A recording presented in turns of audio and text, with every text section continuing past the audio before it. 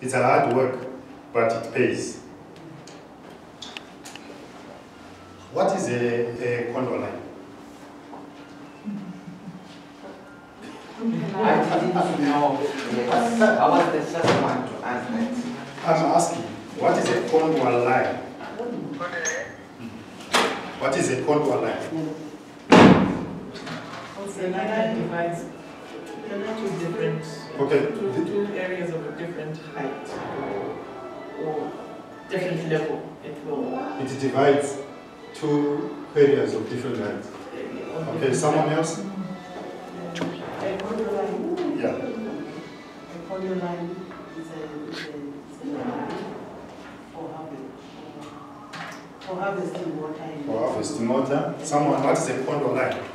It's a line that indicates changes in gradients. Changes in gradient? Yeah, of the land. Okay. What is it? The contour line. Okay. The contour line, if you go back into your geography, metric or less, it says it's a line that is in the same point of height above sea level.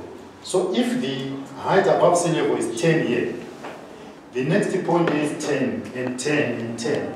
The line that joins those points at the same height above sea level, it's a contour line. That is on a line it's a line sitting on the same height above sea level. Do you get it? Yes.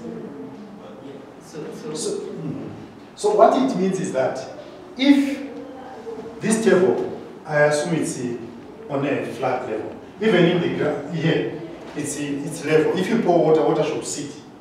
It shouldn't go this side. Once it goes one side, it means that point and this point, they are not of the same height above sea level. So we try to say we measure contour line with A-frame, which we didn't make here, but next time, and in people who make roads, civil engineering, they use dummy level and laser lines to measure the height. They're trying to measure which the point A and point B, are they on the same line, on the same height above sea level. The same, that's what we try to do with the swirl contour ridge we built. We try to follow the contour line so that when we receive water, rain, the water sits, it doesn't run one side. What you see in the town, where water comes and run one side, they are called divergence drains. They divert water from one point to another. Our contour line here, our contour ridge here, it holds water and try to push water to go into the soil. That's why we build this. We are not building something that takes water from one point to another. Once we do that, it's no longer a contour line. It's no longer, it's not only a contour line. It's no longer a swell. It's no longer a contour ridge. Are we clear that? Yeah. How does that line shape the line of contour? The line of contour, it is determined by the height of the area above sea level. If it's a cup like this, I put it on a level ground. And if I draw a contour line here, if you want to mark a contour line, how does it go here? If I start here with a pen and I put a mark here, and let's assume it's sitting on a flat ground, and I put a mark here. You see where I put a mark here? Yes. Where do you think this line will go if I start measuring? Can it go up here, down here? Where does it go?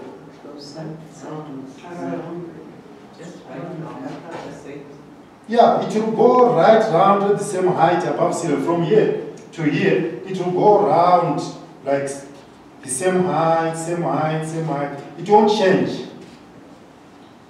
But on the ground, it will go this way, but sometimes if the land is slopey, the other side it's flat, it differs. It changes. Sometimes it goes, what's the is this one? Again. So sometimes it goes like, it depends with the height above sea level. This height might be like it's going this way, but it's same height with this one. Can you see?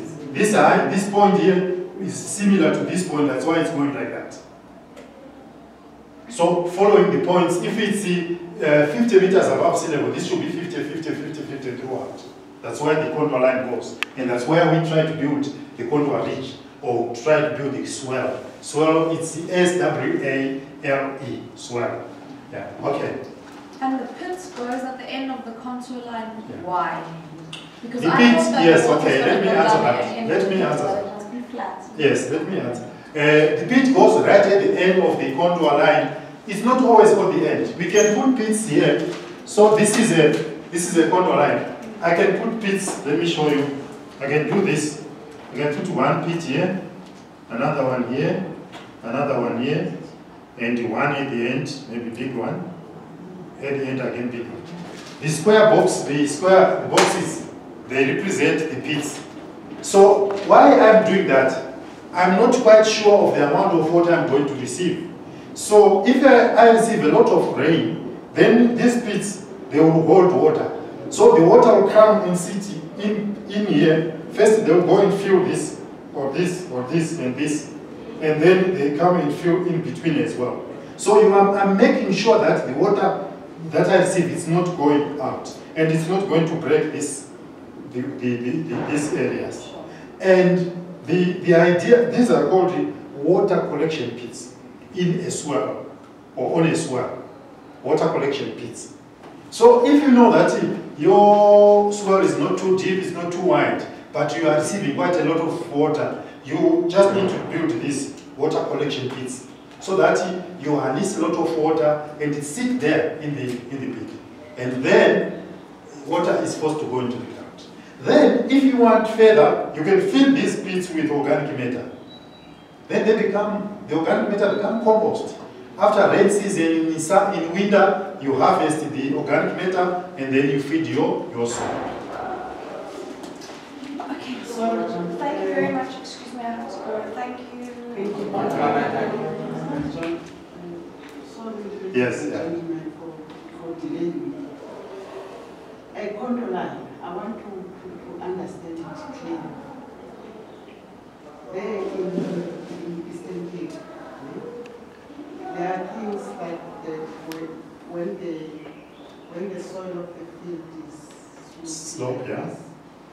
They make a line that is called Ngolombana. Ngolombana, yeah. Ngolombana where water would come up and flood there. Yes. But that Ngolombana, to me, I don't know what it says, because sometimes it will be at the end of the field, which is that water cannot sense. Exactly. Yeah, you are right. That's Ngolombana. They are trying to put the contour ridges. As long at the end of Ngolombana, there is the water collection pit to collect the water so that it doesn't go out. Long time, the Ngolombana, people used to use those ones. And at the end, you see there is a huge gully. And that huge gully is that water is coming from the field. From the field with this one, from the field this one, and the neighbor field is also water coming, and the water meets here. And then it forms a gully.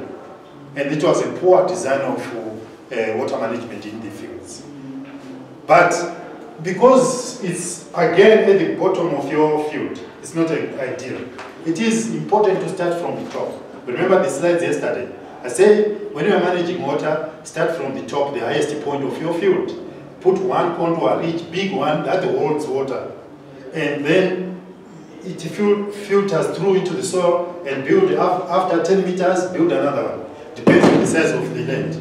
Then after another 10 meters, build another one. It goes on like that. So that there is no drop of water that comes out of your farm.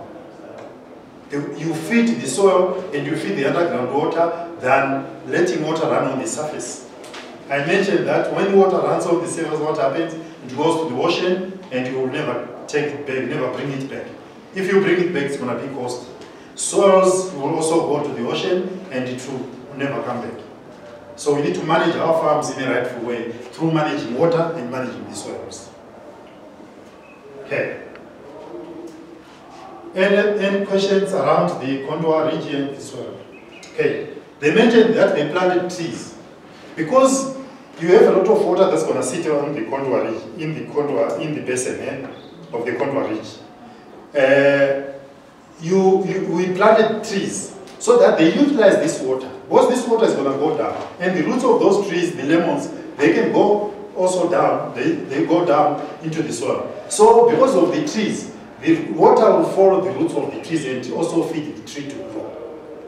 At the same time, it's not just a Kondwa Ridge with nothing. It's a Kondwa Ridge, it's multi-purpose. The Kondwa Ridge is giving you, it's holding water, it's holding the soil. It's also productive. It's giving you tomatoes, it's giving you lemons, it's giving you basil, it's giving you food.